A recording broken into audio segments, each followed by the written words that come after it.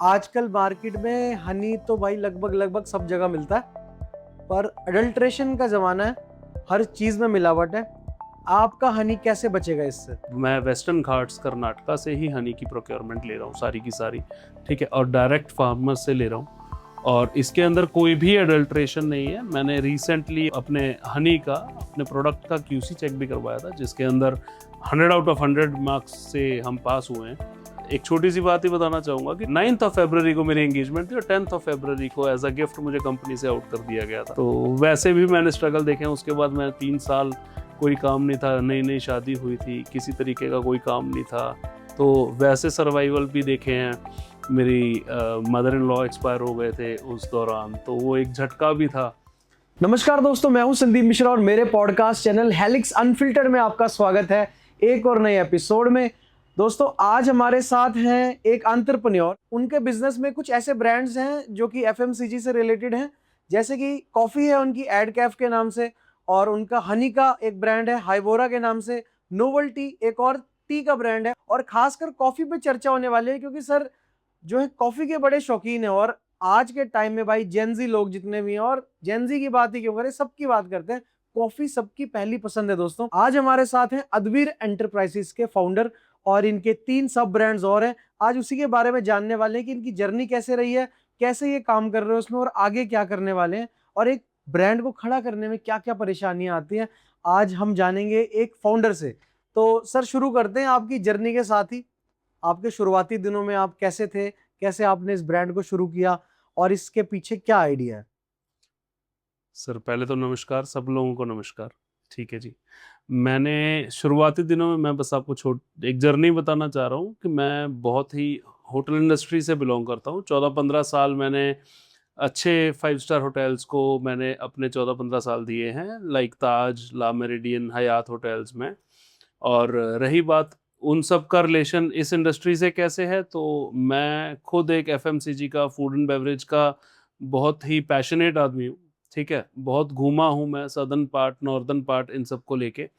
और मुझे तब से ही शौक होता था, बहुत ही, मतलब मेरे को क्रेविंग रहती थी कि काश काश मेरे भी कुछ ऐसे ब्रांड्स रहें जो मार्केट में अवेलेबल रहते हैं। ठीक है, उन्हीं के रिगार्डिंग मैंने बहुत स्टडी की, बहुत उनके ऊपर फोकस किया, बहुत एक्सपेरिमेंट्स भी किए। तो तब जाके ये मेरे 3 बच्चे हैं, ये एड कैफे, हाइवोरा और नोवेल्टी, जैसे कि आपने बताया कि अब मेरे 3 सब ब्रांड्स हैं, वो मेरे मेन ब्रांड्स हैं। और तब जाके ये लॉन्च हुए हैं, बहुत ही मुश्किलों के बाद और बहुत एक्सपीरियंसेस के बाद। तो क्या क्या परेशानियां आई आपको, मतलब इन ब्रांड्स को स्टेब्लिश करने में? क्योंकि आज के टाइम में अगर किसी भी फूड ब्रांड को बेसिकली अगर मार्केट में उतारना हो, तो उसके पीछे काफी सारे, मुझे लगता है, लाइसेंसेस भी लगते हैं, गवर्नमेंट के अप्रूवल्स लगते हैं। तो क्या क्या परेशानी आई होंगी आपको इसमें? सर रही बात गवर्नमेंट अप्रूवल्स की, तो ऐसा है कि आज हम इस चीज़ को ज़रूर थैंक यू करेंगे, गवर्नमेंट को थैंक्स करना चाहिए हमें, गवर्नमेंट को, कि उन्होंने नए एंटरप्रेन्योर्स को बहुत मौका दिया है इन चीज़ों के लिए उभरने का। अब रही बात परेशानियों की, तो परेशानियों में ऐसा है कि आज की डेट में किसी भी नए ब्रांड को आपको ऑपरेट करने के लिए या फिर एक लॉन्च करने के लिए बहुत ही ज़्यादा इन्फॉर्मेशन कलेक्टिव होना पड़ता है, बिकॉज आज की जनरेशन बहुत नॉलेजेबल है। ठीक है, तो वो चीज़ों की, उसको हम परेशानियां नहीं बोलेंगे, लेकिन हाँ, वो एक अपॉर्चुनिटी बहुत बड़ी है आपके लिए कि आप किसी को भी फॉर ग्रांटेड नहीं ले सकते हैं। आपको कोई चीज़ लॉन्च करनी है तो आपके लिए उसकी नॉलेज होना, उसके पर्सपेक्टिव के ऊपर आपकी वर्किंग होना, वो बहुत ज़रूरी है। जो आपका मेन ब्रांड है बेसिकली अद्वीर, हाँ तो जी। वो नाम कहाँ से आया है बेसिकली? सर अद्वीर एंटरप्राइजेज मेरी कंपनी है, पेरेंट कंपनी है बेसिकली। अद्वीर मेरे बेटे का नाम है। अच्छा। तो 1.5 साल का मेरा बेटा है। उसी के लिए मैं एक ये लेगेसी क्रिएट करना चाहता हूँ, उसको ये लेगेसी देना चाहता हूँ, ताकि वो आगे जाके हमारा नाम रोशन करे, अपना नाम रोशन करे। तो आप अकेले फाउंडर हैं इसके? नहीं, मैं अकेला फाउंडर बिल्कुल भी नहीं हूँ। मेरे इसके पीछे मेरी बैकबोन, मेरी पूरी फैमिली, मेरी वाइफ हीना, वो ही इस कंपनी की प्रोप्राइटर हैं, हीना, और वो फाउंडर है। मैं बेसिकली एक को फाउंडर कह लो, बेसिक फाउंडर वही है। हमारा बहुत हमारी शादी को आज 6 साल हो चुके हैं, और हमारा बहुत सालों से मन था कि हम किसी ना किसी एक यूनिक चीज़ के ऊपर काम करें, हम अपने ब्रांड्स क्रिएट करें। तो ये उसके बाद का आज ये नतीजा है कि हमने आज अपने 3 ब्रांड लॉन्च किए हैं, उसके ऊपर की वर्किंग के ऊपर 6 साल की कड़ी मेहनत के ऊपर। तो ये कहावत सच होती दिख रही है यहाँ पे कि एक कामयाब इंसान के पीछे एक औरत का हाथ होता है। बिल्कुल सर, बिल्कुल, ये बिल्कुल कहावत आपकी बिल्कुल सही है। ये लोगों की कहावत, एक अकेला आदमी कभी भी कुछ नहीं कर पाता जब तक उसे एक सपोर्टिव फैमिली, सपोर्टिव वाइफ ना मिले। अच्छा, जब आपने ब्रांड शुरू किए थे अपने, सबसे बड़ा चैलेंज क्या था? सबसे बड़ा चैलेंज जो आपको लगता है कि आज भी, यार अगर ये ना होता ना, अगर, तो फिर ये ब्रांड भी ना होता। सर सबसे बड़ा चैलेंज आपको आता है आपके अंदर का डर। जब आप अपने अंदर का डर निकाल लेते हो ना, उसके बाद कोई चैलेंज नहीं रह जाता, क्योंकि हर बिजनेस में आज एक इतना बड़ा कंपटीशन है। आप किसी भी इंडस्ट्री में चले जाइए। आज मैंने कॉफ़ी लॉन्च की है, तो कॉफ़ी में ऑलरेडी महारत बैठी हैं कंपनीज, ब्रू लगा लीजिए, नेस्ले है, डेविडॉफ है, जिनका लोग नाम अपने मतलब उनके मुंह पे है वैसे नाम। आज हमें एक नए ब्रांड को उनके साथ compete करना है, तो आधे से ज़्यादा तो वो डर ही नहीं ख़त्म होता लोगों का कि नहीं यार हम कर ही नहीं पाएंगे, बिकॉज उनको कैसे compete करेंगे। तो वो एक बड़ी अपॉर्चुनिटी आ जाती है आपके आगे। आपने उसको कंट्रोल कर लिया तो उसके बाद sky is the limit sir. उसके बाद आप अपनी वर्किंग करते जाइए, अपने आप भगवान ले जाएगा आपको। आपका फर्स्ट प्रोडक्ट कौन सा था जो आपने मार्केट में लॉन्च किया था? सर एडकैफ मेरा एक प्रोडक्ट है। एडकैफ से कॉफ़ी है, ठीक है। कॉफ़ी से मेरा बड़ा अच्छा एक नाता है, मुझे खुद बहुत पसंद है, मेरी वाइफ को कॉफ़ी बहुत पसंद है। पिछले 6-7 सालों से जब से मैं उससे मिला हूँ, सिंस हमारी लव मैरिज है, तो हमारा ऐसा है कि उसको कॉफ़ी की बहुत नॉलेज भी है, ठीक है, और मेरे लिए एक बहुत बड़ी अपॉर्चुनिटी भी है उस कॉफ़ी का खर्चा उठने की, आज तक की रही है। अब तो खैर एड कैफ़े की कॉफ़ी है तो अब हमारा घर अच्छा चल जाता है, वरना वैसे बहुत बड़ा एक खर्चा है ये, ठीक है। लेकिन हाँ, आज की जनरेशन को कॉफ़ी इतनी ज़्यादा पसंद है, ठीक है, तो उस हिसाब से मुझे लगता है कि ये प्रोडक्ट बहुत ही सीनियरिटी लेवल पे और बहुत ही एक अच्छे लेवल के ऊपर इसको प्रमोट ज़रूर किया जा सकता है। सो आपका एक्सपीरियंस कैसा रहा इसको, जो आपने फर्स्ट प्रोडक्ट जब लॉन्च किया, तो कैसा एक्सपीरियंस है अभी तक का? तो सर आज की डेट में जो मेरा कॉफ़ी को लेके एक्सपीरियंस है वो बहुत अच्छा एक्सपीरियंस है। मैं कूर्ग कर्नाटका से, मैंने कूर्ग में काफ़ी टाइम गुजारा भी है, हम लोग घूमते रहते, मतलब साउथ में मैंने तकरीबन अपनी लाइफ के 13-14 साल दिए हैं। तो कूर्ग कर्नाटका सभी को पता है कि कूर्ग का क्या नाता है कॉफ़ी के साथ। तो मेरे लिए आज की डेट में वो फेवरेट डेस्टिनेशन बन चुकी है मेरी वेकेशन के लिए। और सिंस कॉफ़ी को लेके वो वाली बात आती है, तो जब भी मैं, मेरी वाइफ और हम कुछ फ्रेंड्स भी थे उस टाइम पे, तो जब भी हम कूर्ग की तरफ जाते थे ना, तो वो कॉफ़ी की जो फ्रेग्रेंस आती थी ना, उससे बड़ा हमें मतलब दिल आता था उस चीज़ के ऊपर कि नहीं यार, अगर कल को कुछ विचारना है, कुछ करना है, तो कॉफ़ी के रिलेटेड हम ज़रूर करेंगे। तो बस उसी चीज़ का है सर। तो आज अदवीर एंटरप्राइजेस के जो सबसे मेन प्रोडक्ट्स हैं वो कौन कौन से हैं? सर अदवीर एंटरप्राइजेज में एडकैफ मेरा कॉफ़ी का प्रोडक्ट है, हाइवोरा से हनी है, और नोवेल्टी से टी है, सीटीसी का टी है जिसको हम बोलते हैं। सो आपके जो प्रोडक्ट्स हैं, क्या खास बात है उनमें? क्योंकि मार्केट में अगर आप जाओगे तो हमने, जैसे कि पहले आपने बताया कि नेस्कैफे और ये सब ब्रू है ना, तो ये बहुत सारे मार्केट में बिग शार्क्स हैं। बिल्कुल। तो इनसे कैसे अलग बनाओगे और कैसे compete करोगे इनसे आने वाले टाइम में? मेरा जो प्रोडक्ट है, मैं डायरेक्टली कर्नाटका कूर्ग के फार्मर से प्रोक्योरमेंट कर रहा हूँ। इसमें जो रोस्टिंग है वो मेरी पर्सनलाइज्ड रोस्टिंग है इसके ऊपर, ठीक है। रोस्टरी में मैं खुद जाता हूँ कूर्ग में, मैं वहाँ से अपने हिसाब की, क्योंकि इसमें ना एक स्केल आती है, लो मीडियम हाई की स्केल आती है, तो वो मेरा एक पर्सनलाइज्ड ब्लेंड, मेरा एक पर्सनलाइज्ड रोस्टिंग मेथड है उसमें, जिसके हिसाब जो मुझे ऐसा लगता है कि बहुत ज़्यादा अच्छा जाएगा, ठीक है। और बस यही चीज़ है जो मेरे प्रोडक्ट को इन सबसे अलग करती है। ओके।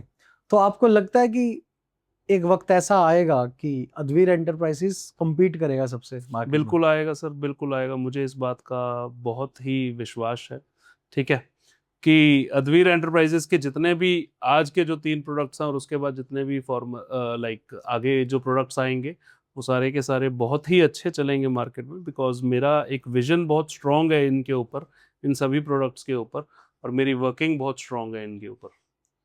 अच्छा, बात करते हैं प्राइस, क्वालिटी और जो कस्टमर डिमांड होती है उसकी। उस पे कैसे डील करते हो आप? क्योंकि जैसे ही हमने और बड़े जितने ब्रांड्स हैं उनकी बात करें तो काफी सस्ते में कॉफी मिल जाती है उनकी, है ना, काफी सस्ते में इजीली अवेलेबल है। तो आपका प्रोडक्ट कैसे सरवाइव करेगा ऐसे कंपटीशन में?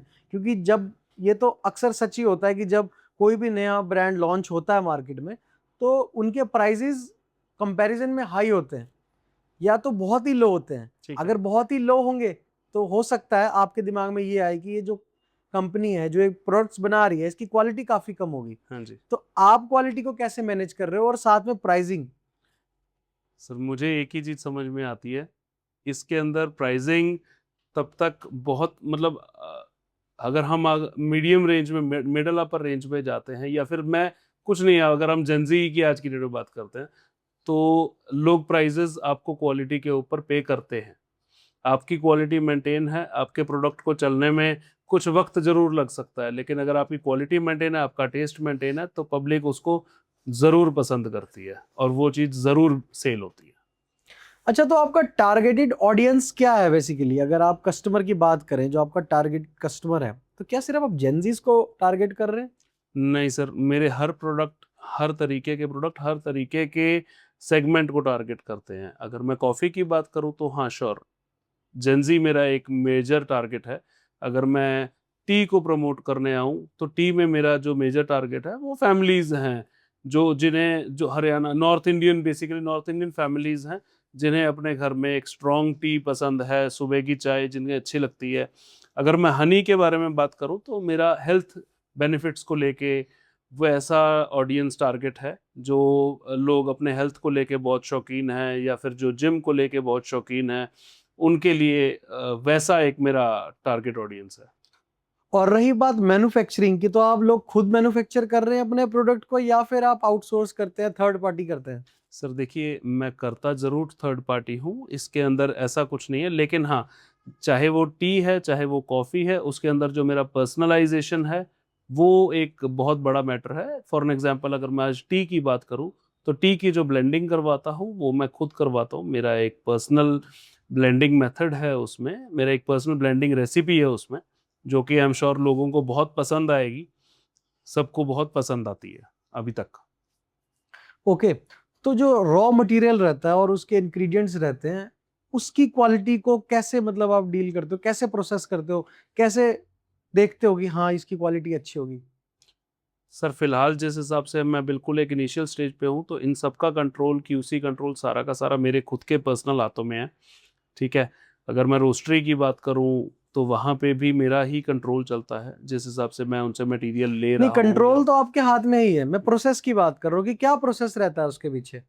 सर रोस्टिंग, जब हम, अगर मैं कॉफ़ी की बात करूं तो कॉफ़ी की जब हम ग्रीन बीन्स को जब हम लेते हैं, परचेज करते हैं, तो एक तो उसकी क्वालिटी, उस वो ग्रीन बीन्स की परचेजिंग और उसके बाद उसकी रोस्टिंग करवाना, वो एक जो प्रोसेस है वो एक मैं ये नहीं बोलूँगा कि बहुत एक इजी प्रोसेस है, उसके अंदर बहुत जी, इन्फॉर्मेशन जुड़ी है उसके साथ। चलो ये तो आपका प्रोडक्ट बनाने का प्रोसेस है ना। प्रोसेस इंश्योर करने के लिए कि जो आप प्रोडक्ट, जो आप इंग्रेडिएंट्स खरीद रहे हो हम्म। उसकी quality up to the mark है, मैं उसकी बात कर रहा हूँ। सर उसी के लिए मैं आपको वही चीज़ ही बता रहा था कि उसके अंदर मेरा एक खुद का, उसके अंदर मेरा रोल बहुत अदा होता है, क्योंकि मुझे इनिशियली खुद को बहुत ऐसी नॉलेज है एफएमसीजी प्रोडक्ट्स को लेके, इन सभी प्रोडक्ट्स को लेके, कि किसी भी चीज़ में हम खुद गलत नहीं ठहर सकते। तो एक प्रोडक्ट आइडिया से मार्केट में उस प्रोडक्ट को उतारने तक क्या रहता है प्रोसेस उसका? कितना टाइम लगता है उसमें? सर आज अगर आप कुछ भी, आप कोई भी आज एक बंदा सोचता है कि मुझे XYZ कोई भी प्रोडक्ट लॉन्च करना है, उसकी लॉन्चिंग में वो दिमाग तो, मतलब एक आज आपकी दिमाग की उपज तो बहुत स्ट्रांग हो जाती है, कोई बात नहीं, लेकिन आज अगर हम उसे लॉन्च करते हैं तो वो नाना करते 6 से 8 महीने का सिर्फ उसका प्रोसेस हो जाता है, गवर्नमेंट लाइसेंसिंग का या फिर आपके QC का, आपकी प्रोक्योरमेंट का, आपकी पैकेजिंग का। आज की डेट में देखा जाए तो सबसे ज़्यादा टाइम तो पैकेजिंग में चला जाता है, बिकॉज जो पैकेजिंग लोगों को पसंद आती है या उस चीज को आप उसी के ऊपर ही इतना वर्किंग कर लेते हैं, आज की इतनी कॉम्पिटिटिव मार्केट में सबसे ज्यादा टाइम उसमें चला जाता है। तो 6 से 7 महीने के अंदर, मेरे हिसाब से 6 से 7 महीने के अंदर एक अच्छा प्रोडक्ट रेडी हो जाता है। तो मार्केट में अभी किस टाइप के ब्रांड्स आपको कंपटीशन लगता है कि हाँ यार ये इस टाइप का ब्रांड मुझे कंपटीशन दे सकता है? सर देखिए, कॉफ़ी को अगर मैं लेके चलूँ तो मेरा ज़रूर कंपटीशन डेविडोफ के साथ ज़रूर रहेगा, ठीक है। रही बात अगर मैं अपने लिटिल दूसरे सेगमेंट की, अगर मैं कॉफ़ी में बात करूँ, स्प्रेड राइट जिसको हम बोलते हैं, तो उसमें नेस्कैफ़े की बहुत ही बड़ी महारता है, ठीक है। आज घर घर को पता है कि नेस्कैफ़े एक ब्रांड है, तो वो एक हमारे लिए एक बड़ा कंपटीशन है।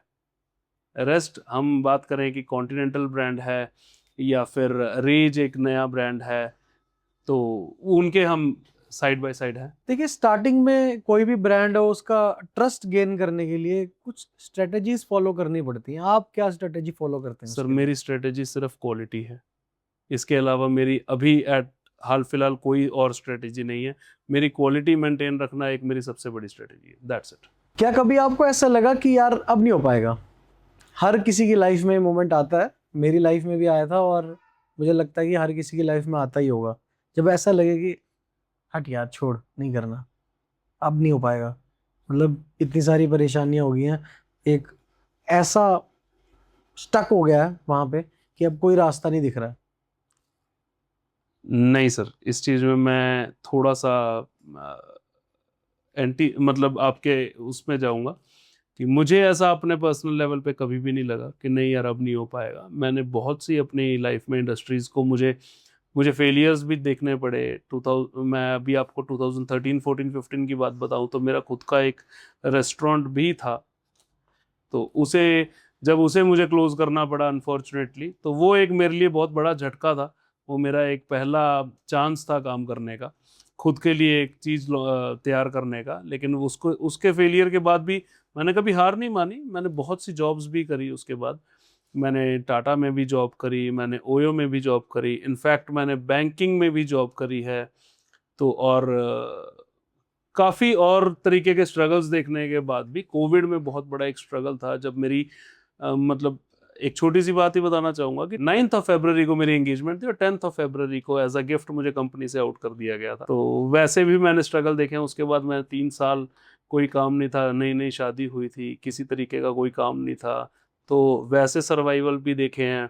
मेरी मदर इन लॉ एक्सपायर हो गए थे उस दौरान, तो वो एक झटका भी था लाइफ में। लेकिन ठीक है, वो सारी चीज़ें लाइफ में चलती रहती हैं, आती रहती हैं, बट उसके बावजूद मैंने अपने आप को स्टैंड रखा।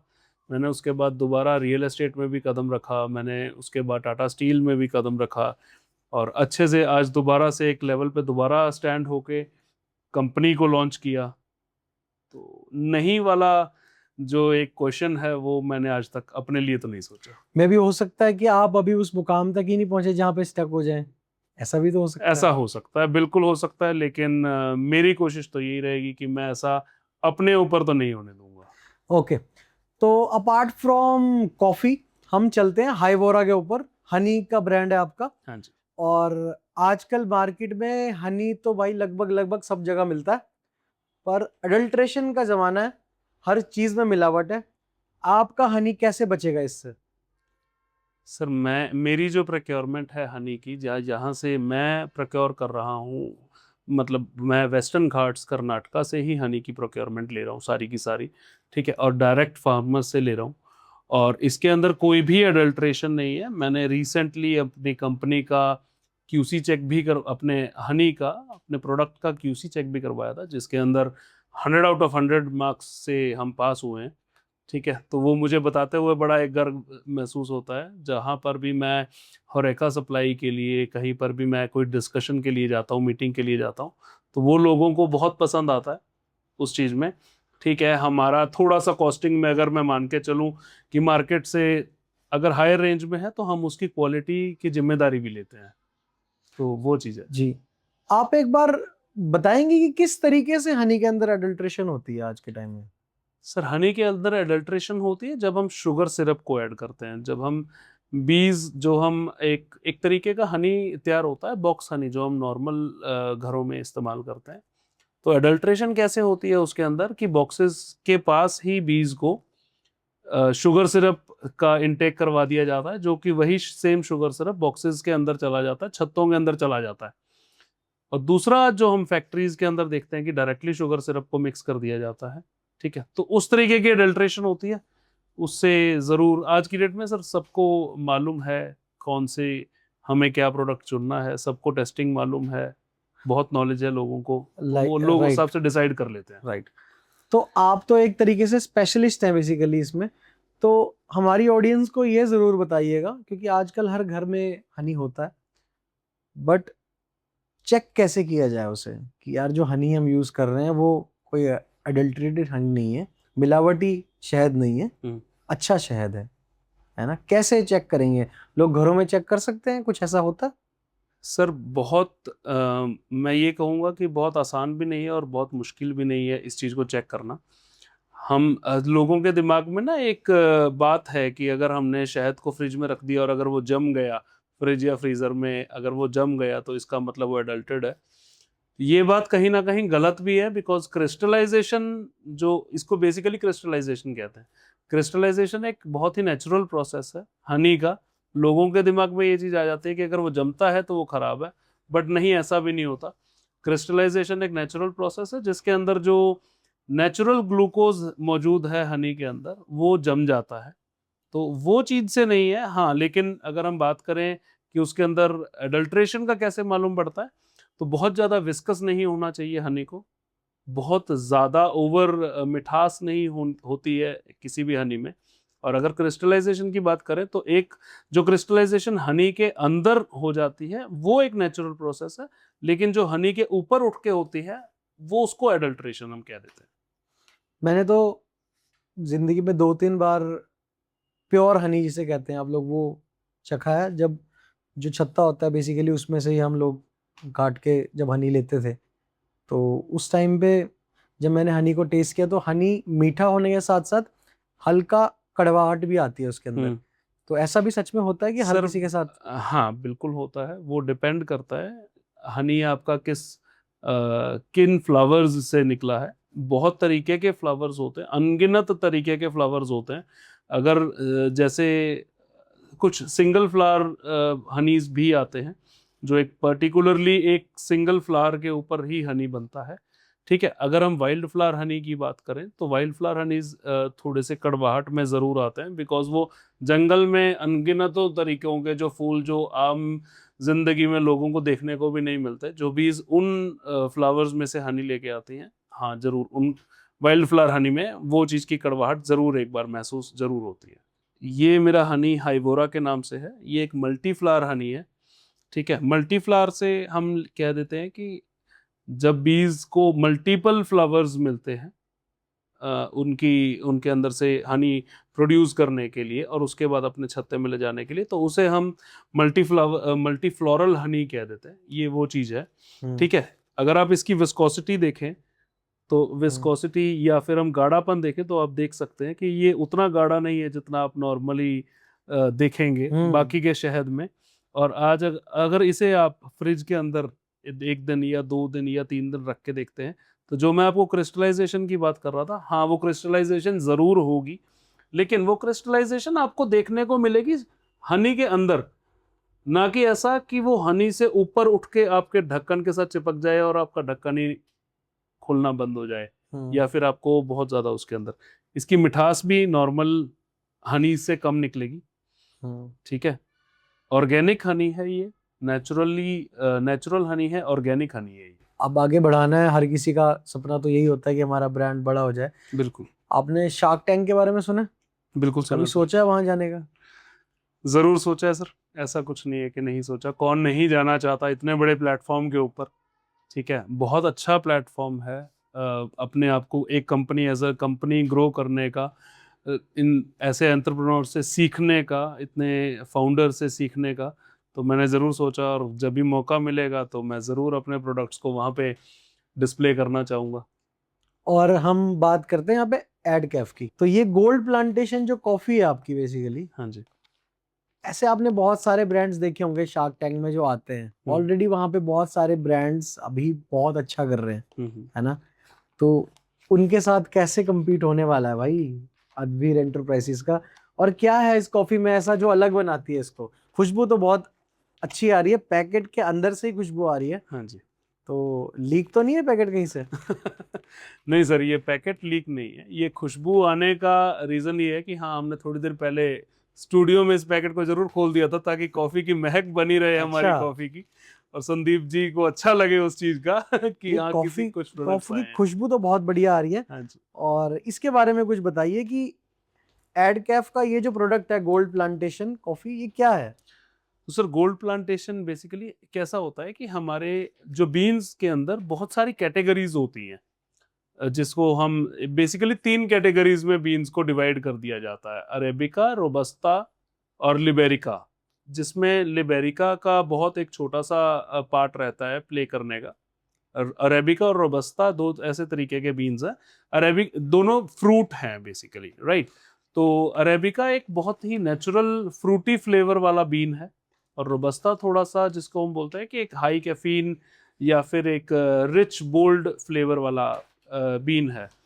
ठीक है, तो ये गोल्ड प्लांटेशन एक 100% अरेबिका बीन है, जिससे कि लोगों को बहुत ही ज़्यादा फ्रूटीनेस, बहुत फ्रूटी फ्लेवर उभर के आएगा जब भी लोग इसको एज एन एस्प्रेसो या फिर एज एन अमेरिकानो, कैपेचिनो इसको टेस्ट करना चाहेंगे। ये जितनी भी मैंने इसके अंदर, देखिए मेन जो काम होता है बीन्स को वो होता है रोस्टिंग का, कि आपने किस कैटेगरी के ऊपर या फिर किस स्केल के ऊपर इसकी रोस्टिंग करवाई। हम जितना ज्यादा कम रोस्टिंग पे चलते हैं उतना ही ज्यादा बीन्स का फ्लेवर रह जाता है, फ्रूटी फ्लेवर रह जाता है, और जितना ज्यादा हम डार्क रोस्टिंग पे चले जाते हैं तो उसमें से उतना ही ज्यादा ऑयल्स रिलीज होते हैं, उतना ही ज्यादा डार्क टेक्सचर आता है, उतना ही ज्यादा बिटरनेस कॉफी में आती है, या फिर हम कहते हैं कि रिच या बोल्डनेस कॉफी में आती है।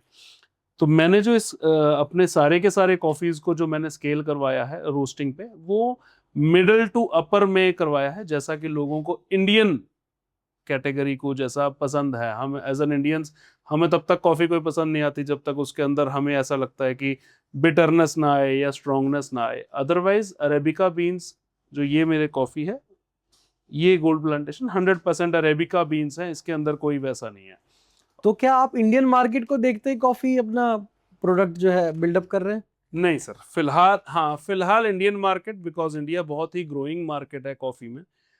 मेरा ज़रूर एक विजन है एक्सपोर्ट करने का, बट कोशिश मेरी पहले यही है कि अपने भारत में अपने आप को एक अव्वल दर्जे पे ले आएं, उसके बाद कहीं एक्सपोर्ट की बात करेंगे।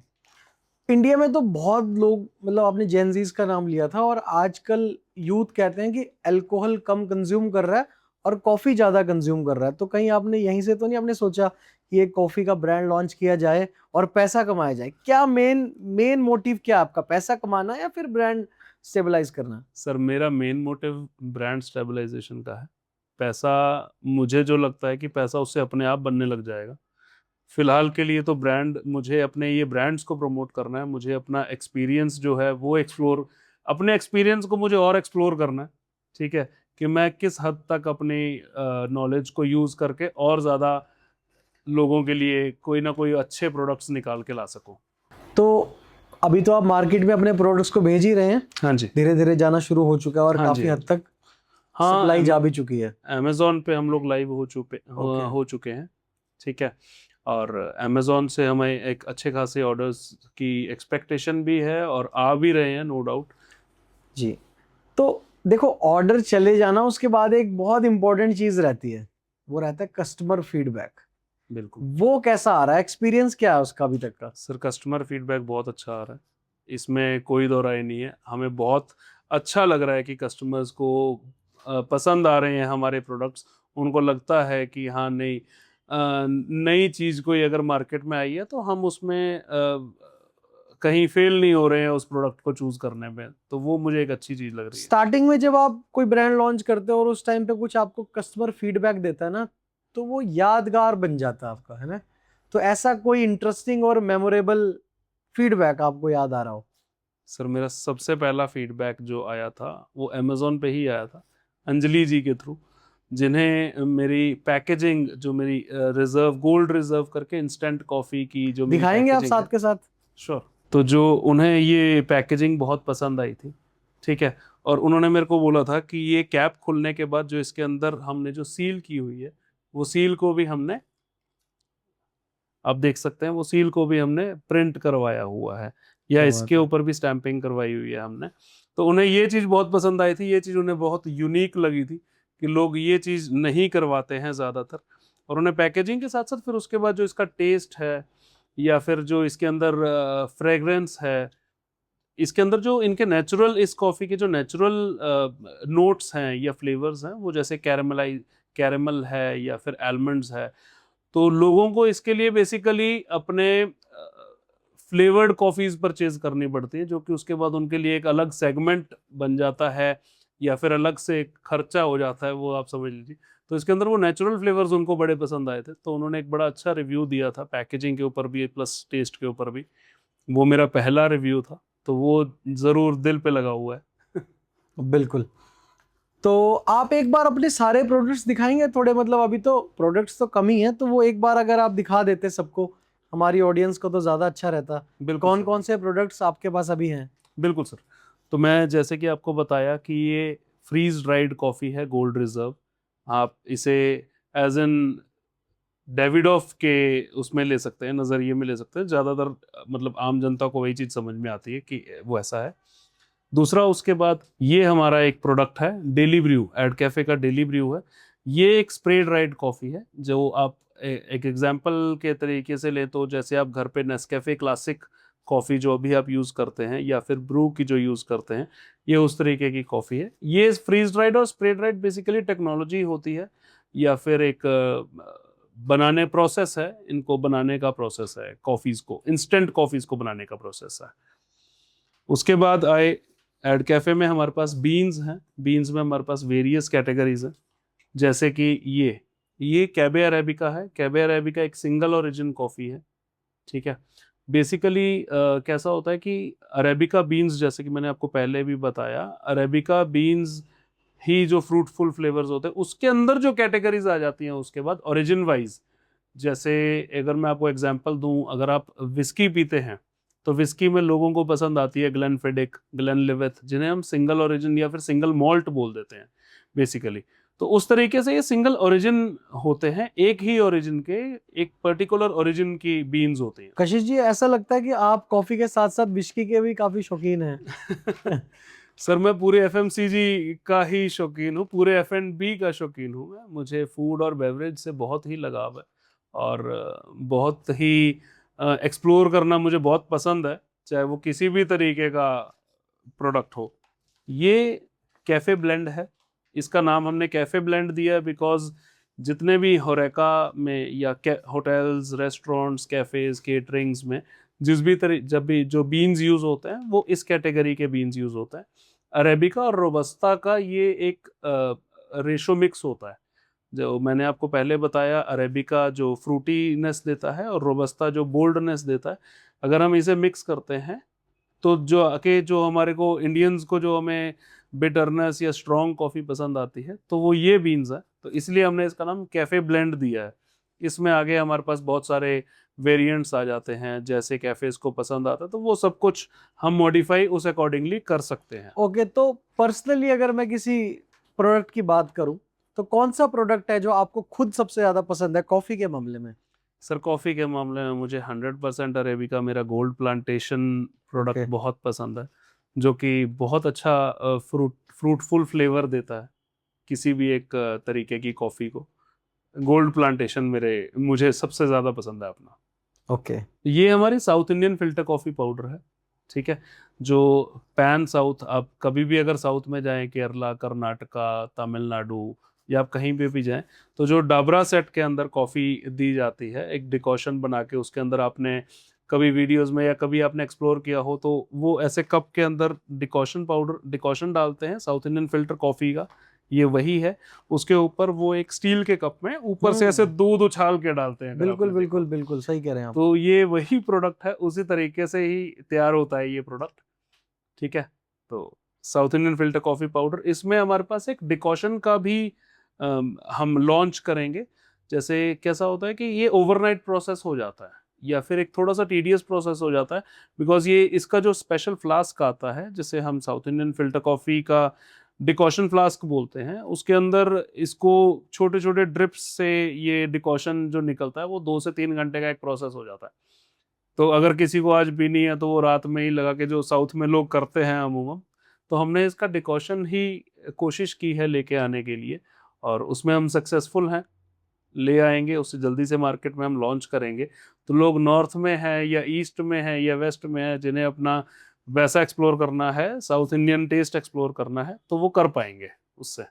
वैसे तो मैं साउथ में कभी कॉफी पीने तो नहीं गया, वैसे कभी गया हूँगा गुजरता हुआ, बट वहाँ कभी रुक के कॉफी नहीं पी मैंने।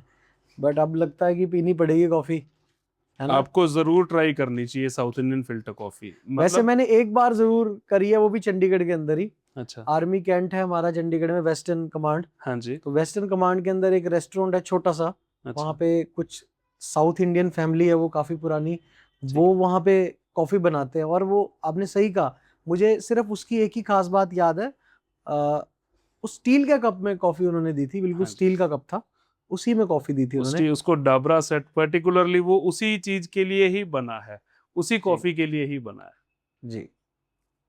ये हमारा एक और प्रोडक्ट है, इसको गिरी बारबरा बोलते हैं। गिरी बारबरा अगेन एक सिंगल ओरिजिन प्रोडक्ट है, सिंगल ओरिजिन कॉफी है, अरेबिका कॉफी है।